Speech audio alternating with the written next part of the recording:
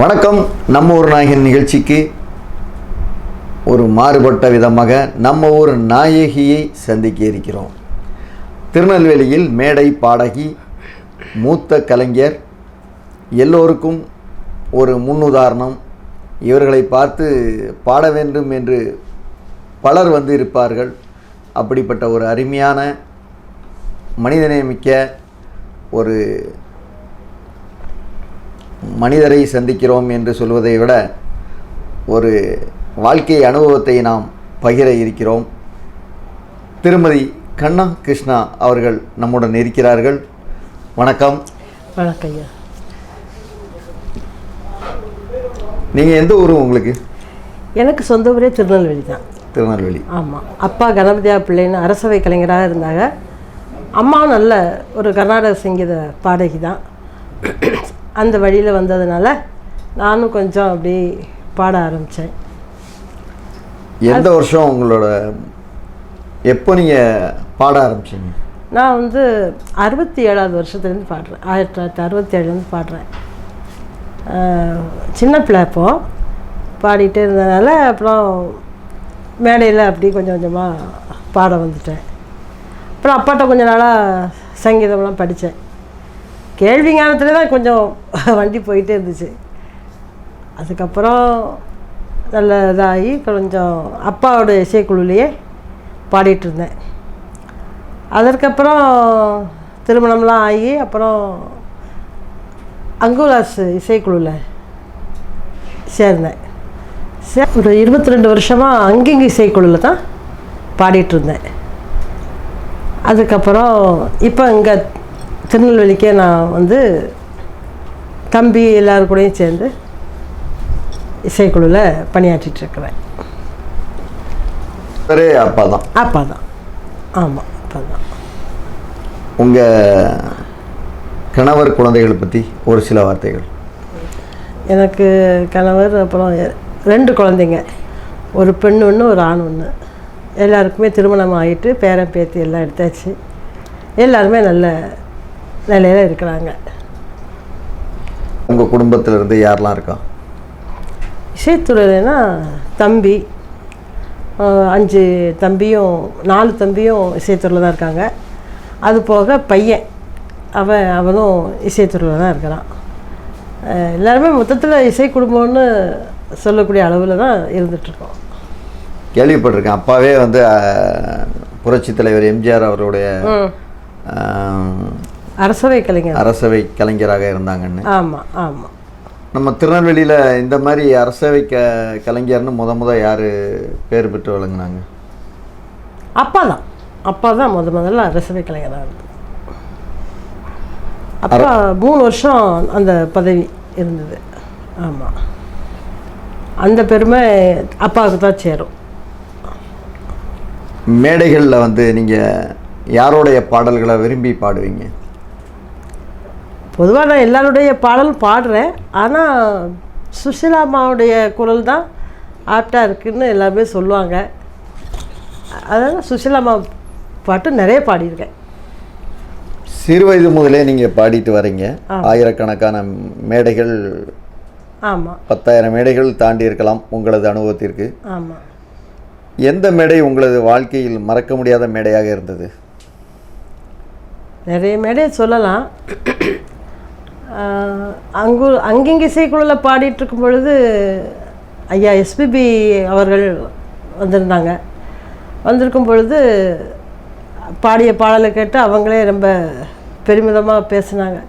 நல்ல அருமையான ஒரு குரல் உள்ளவங்க, இவங்க கூட பாடுறதுல எனக்கு ஒரு பெரிய ஒரு இன்ஸ்பிரேஷனே கிடைக்குதுன்னு அவங்க பாராட்டினாங்க. அது ஒரு மறக்க முடியாத ஒரு நிகழ்ச்சி. அதற்கப்புறம் சுஷீலா அம்மாவை நேரில் பார்த்து பாடிட்டுருக்கும்போது என்னுடைய டூப்ளிகேட் அப்படின்னு அவங்க சொன்னது எனக்கு இன்னும் மறக்க முடியாது. அதுக்கப்புறம் நிறைய வெளிநாடுகளுக்கெல்லாம் அவங்களுடைய சென்று வந்திருக்கிறேன். அதுவும் மறக்க முடியாத அனுபவங்கள். எஸ்பிபி சார் கூட நீங்கள் பாடிருக்கீங்களா? ஆமாம் ஐயா. எந்த வருஷம்? 98. என்ன பாட்டு அவங்க கூட சேர்ந்து பாடினீங்க? 1000 நிலவேவான்னு புரட்சி தலைவர் அவங்க பாட்டு பாடினோம். அது மக்கள் மனசில் அன்னைக்கு ரொம்ப ஒரு வரவேற்பாக இருந்துச்சு அந்த பாடல். இன்றைக்கு வரைக்கும் அது பேசிகிட்டு இருக்கிறாங்க. நான் எஸ்பிபியோட முதல் பாட்டே அந்த பாட்டு தான், திரைத்துறையில். ஆமாம். அந்த முதல் பாடல்லே நீங்கள் கூட பாடிருக்கீங்கன்னா நமக்கு ரொம்ப சந்தோஷமாக இருக்குது. ஆமாம். ஏன்னா திருநெல்வேலி மக்களில் ஒருவர் வந்து எஸ்பிபி கூட அவரோட முதல் பாடல்லே நீங்கள் பாடியிருக்கீங்கன்னா எங்களுக்கு முக்கியமாக ரொம்ப மகிழ்ச்சியானதாக இருக்குது. ரொம்ப சந்தோஷம். பொதுவாக பாடல்கள் மேடையில் பாடும்போது இந்த திருவிழாலெல்லாம் பார்த்தீங்கன்னா ஒரு பாட்டு பாடும்போது பார்த்தீங்கன்னா அந்த அருள் வந்து அவங்களே சாமியாட ஆரம்பிச்சிருவாங்க. அப்படி ஒரு பாடல், எந்த பாடல் உங்களுக்கு ரொம்ப பிடித்தமாக இருக்கும்? அப்படி ஒரு நிகழ்வுகள் நிறைய நடந்திருக்கும். ஏன்னா நீங்கள் ஆயிரக்கணக்கான மேடைகள் பாடியிருக்கும்போது பொதுவாக ஆண் பாடல்களை விட பெண் பாடல்கள் வந்து அம்மன் பாடல்கள் பாடும்போது, ஆண் பாடல்கள் வந்து கருப்பசாமி பாடல்கள் பாடும்போதும் நம்ம வந்து பார்ப்போம் சாமி ஆடிடுவாங்க. ஸோ அந்த அவங்களோட அந்த அருள், இந்த பாட்டில் வந்து அருள் எடுத்து சாமியவே நம்ம நேரில் கொண்டு வந்த மாதிரி சாமி ஆட ஆரம்பிச்சிருவாங்க. அந்த மாதிரி எந்த பாடல் வந்து நீங்கள் பாடும்போது நிறைய பேர் சாமி ஆடின ஒரு அனுபவம் இருக்கும் உங்களுக்கு? அதை ஒரு சில வார்த்தைகள் நீங்கள் சொல்லலாம். இசை நிகழ்ச்சியில் ஆயி மகமாயி அப்படின்னு சொல்லிட்டு ஒரு பாடல் பாடுவோம். அது கச்சேரி முடியக்கூடிய தருவாயில் அந்த பாடல் பாடும் பொழுது பக்தர்களுக்கு அருள் இதாகி நல்ல இதை என்ன சொல்கிறது, சுவாமி வந்து நல்ல அருளாக ஆடுவாங்க. அதில் நானே நெகிழ்ச்சியாக இருக்கேன் இந்த இடத்துல. அது நிறைய இடங்கள்ல அப்படி நடந்திருக்கு. அதை ஒரு 2 வரி பாடி காமிக்கலாம். அது சினிமா பாடல் தான். ஆயே மகமாயே மணிமந்திர சேகரியே எங்காயி உமையானவளே ஆஸ்தான மாரிமுத்தே சிலம்பு பிறந்ததம்மா சிவலிங்க பாறையிலே பிரம்பு பிறந்ததம்மா பிச்சாண்டி சந்நிதியில் உடுக்கை பிறந்ததம்மா உத்ராட்ச பூமியிலே பம்பை பிறந்ததம்மா பழிங்குமா மண்டபத்தில் ஆயே மகமாயே மணிமந்திர சேகரியே எங்காயி உமையானவளே ஆஸ்தான மாரிமுத்தே. மேடைகளில் தமிழ் திரைப்படத்துறையில் இசையமைப்பாளர்கள், ஜாம்பான்கள், பல்வேறு பெரியவர்கள் இருந்திருக்கிறார்கள். அப்படி பழைய நீங்கள் வந்து கிட்டத்தட்ட ஒரு 50 ஆண்டு காலம் கடந்த ஒரு பாடகர், மேடை பாடகர். உங்களுக்கு கண்டிப்பாக எம்எஸ் விஸ்வநாதன் போன்ற பெரிய மேடை இசையமைப்பாளர்கள் அவர்களுடன் நீங்கள் மேடையில் கலந்து கொண்ட நிகழ்ச்சி எதுவும் அனுபவங்களை பற்றி சொல்லுங்கள். அங்கங்க இசைக்குழுவில் பாடிக்கொண்டிருக்கும் பொழுது ஐயா எம்எஸ் விஸ்வநாதன் அவர்கள் வந்திருக்கிறார்கள். அவர்களுடன் சொல்லத்தான் நினைக்கிறேன் அப்படி போன்ற பாடல்கள்லாம் பாடி அவர்கள் பாராட்டி இருக்கிறார்கள் என்னை. அதுபோக கங்கை அமரன் ஐயா, அப்புறம் இளையராஜா சார் அவர்கள், தேவா சார் அவர்கள், இப்படி நிறைய இசைக்கலை அமைப்பாளர்கள் வந்திருந்து அவர்கள் முன்னாடி பாடினதில் ரொம்ப பாராட்டியிருக்காங்க. அதெல்லாம் பெருமைக்குரிய விஷயமா எனக்கு இருக்குது. உங்கள் சகோதரர்கள், உங்களது புதல்வன் மற்றும் உங்கள் குடும்பத்தினர் அனைவருமே இசை குடும்பத்தை சார்ந்தவர்கள். ஆமாம். உங்கள் தந்தையார் பற்றி சொல்லும்போது நான் கேள்விப்பட்டிருக்கேன், திரைப்படத்துறையில் வந்து ஏதோ ஒரு திரைப்படத்தில் அவர்கள் பாடியிருக்கிறார்கள் என்று. ஏதோ ஒரு திரைப்படம் என்று ஏன் சொல்கிறேன் என்றால், எந்த திரைப்படம் என்று நீங்கள் சொல்ல வேண்டும் என்பதற்காக தான் அந்த வார்த்தையை உபயோகப்படுத்தினேன். அந்த பாடலும் அந்த பாடலில் உள்ள அனுபவத்தையும் நீங்கள் சொல்லுங்கள். அதாவது சங்கரங்கோல் கோவிலில் கோமதி சங்கர் ஃபிலிம்ஸ் அப்படின்னு சொல்லிட்டு ஒரு நிறுவனம் இருந்தாங்க. குற்றாலிங்க ஆசாரி அவர்கள் வந்து அவன் ஒரு சரித்திரம் அப்படின்னு ஒரு படம் எடுத்தாங்க. சிவாஜி ஐயா வச்சு எடுத்தாங்க. அந்த படத்தில் கோவை சவுந்தரராஜன் அவர்கள் பாடியிருந்திருக்காங்க. அவர் வந்து கோமதி சங்கர் ஃபிலிம்ஸ் அந்த குற்றாலிங்க ஆசாரி ஐயா வந்து அப்பாவை வந்து ரொம்ப ஒரு பெருமையாக வச்சுருக்கக்கூடியவங்க. அவங்க வந்து ஐயா நீங்கள் தான் பாடணும் அந்த மாதிரி இதை அப்படி சொல்லி அப்பாவை கூப்பிட்டு போய் அந்த ரெக்கார்டிங் எடுத்தாங்க. அது படம் கடைசியில் அது வரும். வானம் பொய்யாய் போனால் கூட மண்ணின் கீழே நீரோடும் அப்படின்னு வருது. அது எம்எஸ் விஸ்வநாதன் ஐயாவும் பாடியிருப்பாங்க, கடைசியில் அப்பாவும் பாடியிருப்பாங்க. அது ஒரு பெருமைக்குரிய விஷயம் நம்ம குடும்பத்தில் ஒரு இது. பொன் விழா கடந்த பாடகியாக நெல்லை பகுதிகளில் பல விருதுகள் நீங்கள் பெற்றிருப்பீர்கள். விருதுகள் கடந்து பொதுவாக திரைப்பட துறையில் நடிகர் நடிகைகளுக்கு தான் விருதுகள் கிடைத்திருக்கும். ரசிகர் மன்றங்கள் அவர்களுக்கு இருக்கும். உங்களுக்கு விருதுகள் வாங்கியிருக்கிறீர்கள், பல விருதுகள். ரசிகர் மன்றமும் இருந்தது என்று கேள்விப்பட்டிருக்கிறேன். இந்த ரசிகர் மன்றம் பற்றியும் நீங்கள் பெற்ற விருதுகள் பற்றியும் எங்களுக்காக ஒரு பகிர்வுகள். நிச்சயமாக ஐயா. கோவில்பட்டி கிருஷ்ணர் கோவிலில் வருடம் இசை நிகழ்ச்சி நடக்கும். அது ரொம்ப விமர்சையாக கொண்டாடுவாங்க. அந்த கிருஷ்ணன், அது என்ன சொல்கிறது, ஆவணி மாதம் கிருஷ்ண ஜெயந்தி விழா. அதில் எனக்கு இன்னிசை வாணி அப்படின்னு சொல்லிட்டு ஒரு பட்டம் கொடுத்தாங்க.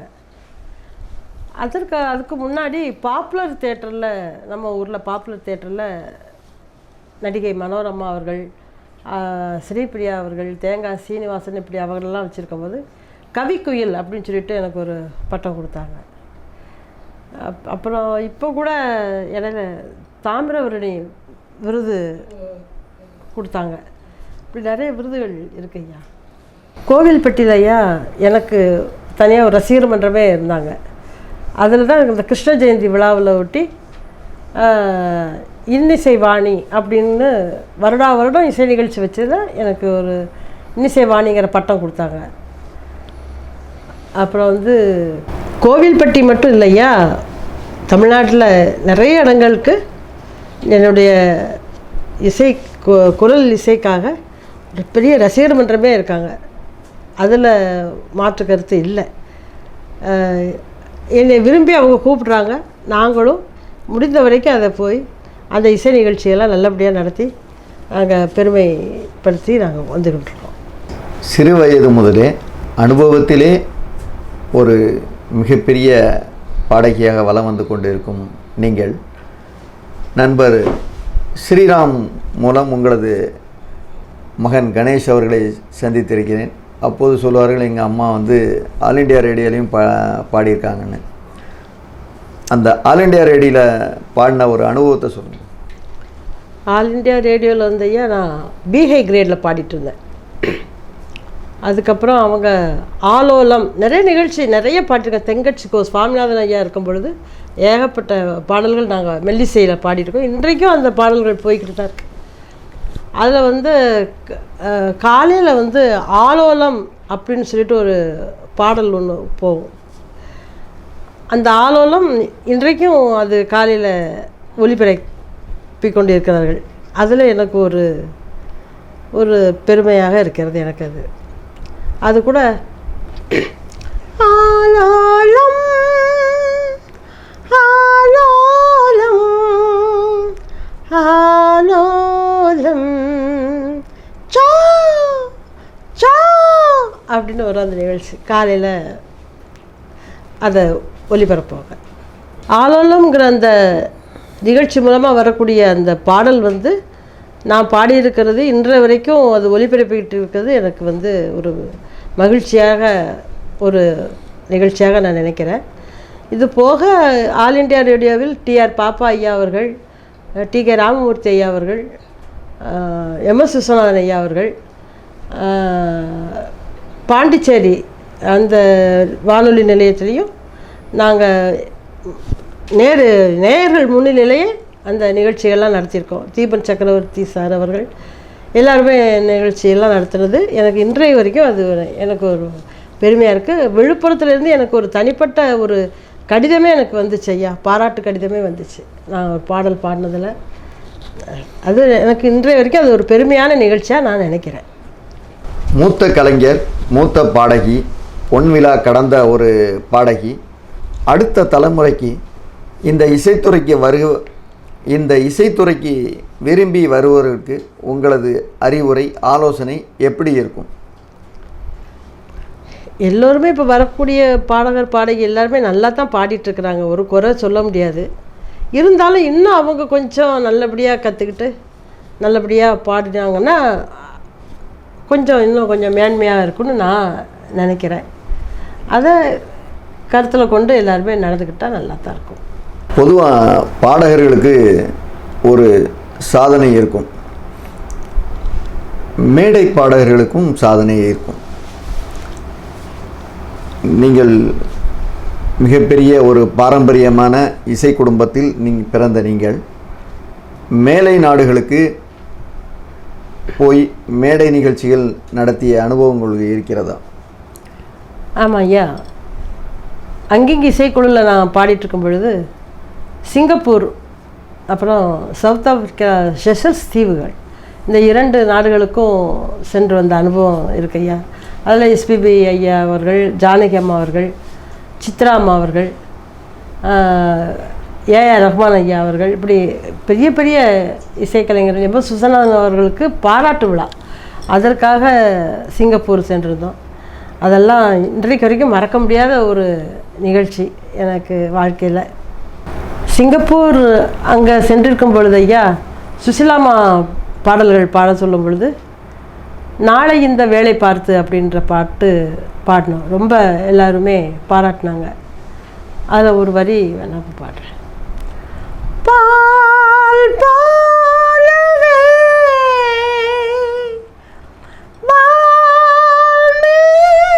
வான்மீதிலே யார் காணவே நீ காய்கிறாய்,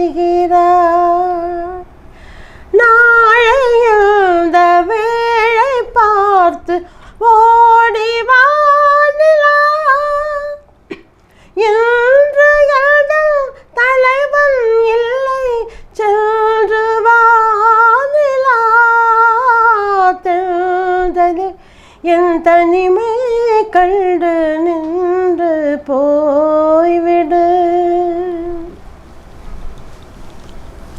புகழ்பெற்ற கலைஞர்கள், இசையமைப்பாளர்கள் ஆன்மீக துறையில் ஆன்மீக பாடல்கள் பாடுவதும் அதை கோர்வையாக இசையமைத்து மக்களுக்கு கொடுப்பதும் மிக சந்தோஷமாக நினைப்பார்கள்.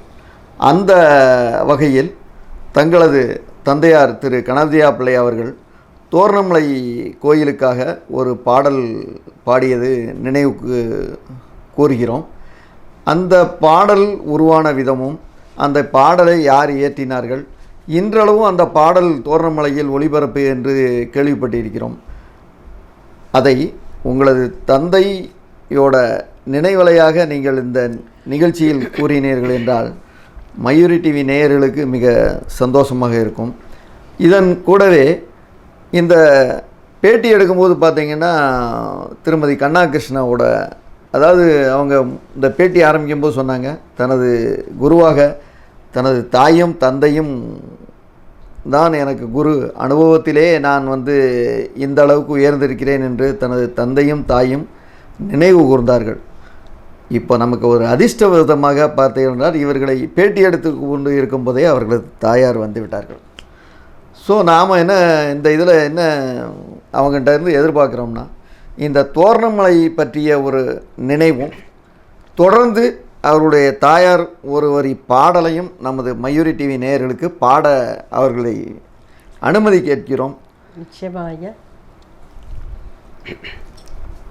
தோரணமலை முருகன் அவன் தோற்றத்தில் எழில் குமரன், பாட்டுக்கு அவன் தலைவன், என் பக்திக்கு அவன் இறைவன், இறைவன் தோரணமலை முருகன் அப்படின்னு இந்த பாடலை இங்கே தென்கட்சி கோ சுவாமிநாதன் அவர்கள் ஏற்றிருக்காங்க.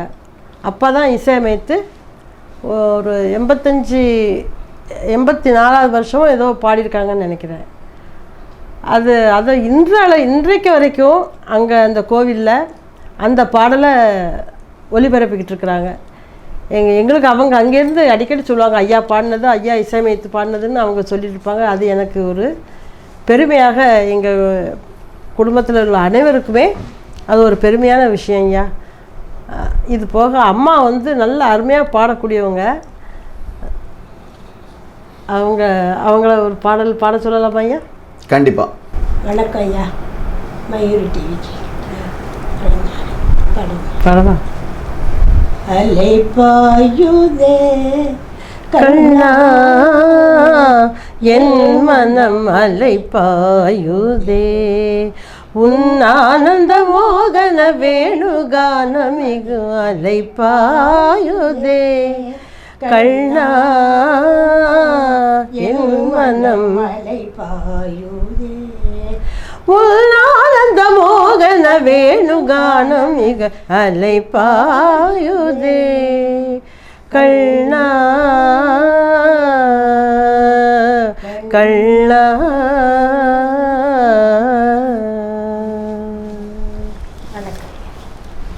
இவர்கள் அழைத்த பாடல்கள் கண்ணனே நேரில் வந்த போது இருந்தது.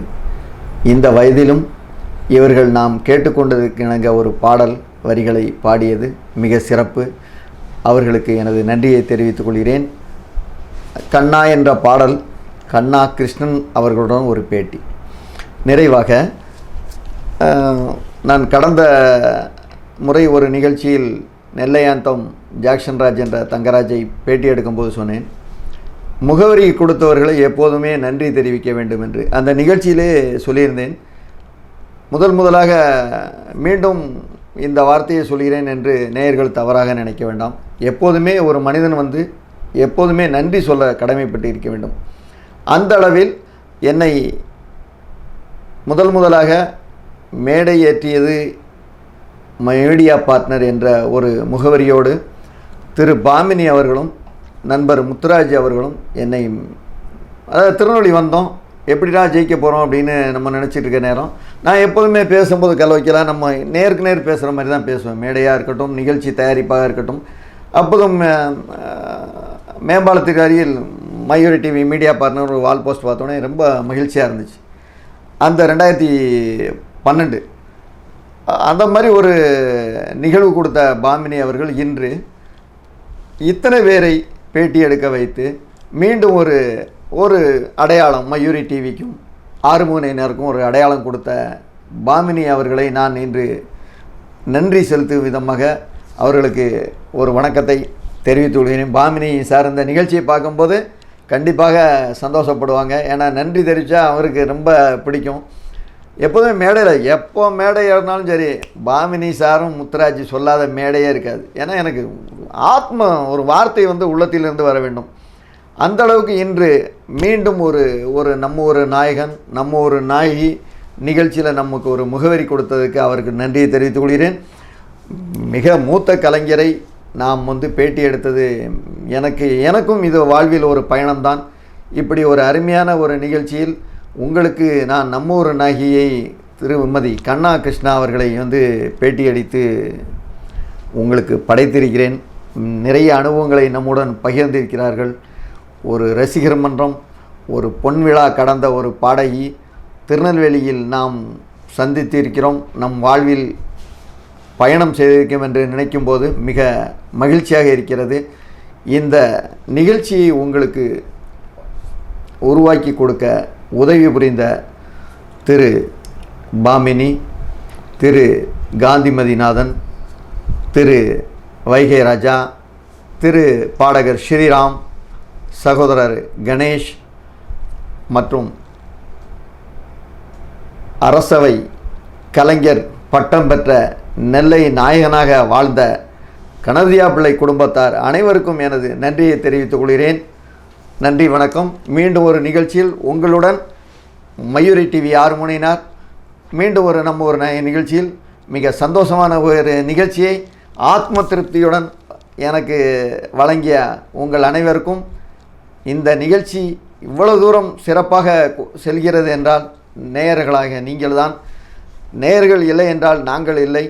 பொதுவாக ரசிகர் மன்றம் பேட்டியின் போது நம்ம சொன்னோம் ரசிகர் மன்றம். ஆக ரசிகர்களும் நேயர்களும் இல்லாத ஒரு எந்த நிகழ்ச்சியும் நாம் வெற்றி அடைய முடியாது. இந்த நிகழ்ச்சியை பார்த்து கொண்டிருக்கிற உங்கள் அனைவருக்கும் எனது நன்றியை தெரிவித்துக் கொள்கிறேன். மயிலோசை யூடியூப் சேனல் எங்களது மயூரி டிவி குடும்பத்தில் உள்ளதுதான். இந்த சேனலை நீங்கள் லைக் பண்ணுங்கள், ஷேர் பண்ணுங்கள், சப்ஸ்கிரைப் பண்ணுங்கள். நன்றி, வணக்கம், தேங்க்யூ. வணக்கம். மயிலோசை மயூரி டிவிக்கும் மயிலோசை அந்த டிவிக்கும் நான் என்னை அழைச்சி இந்த பேட்டியை கொடுத்தமைக்கு நான் ரொம்ப நன்றி சொல்லிக்கிடுறேன்.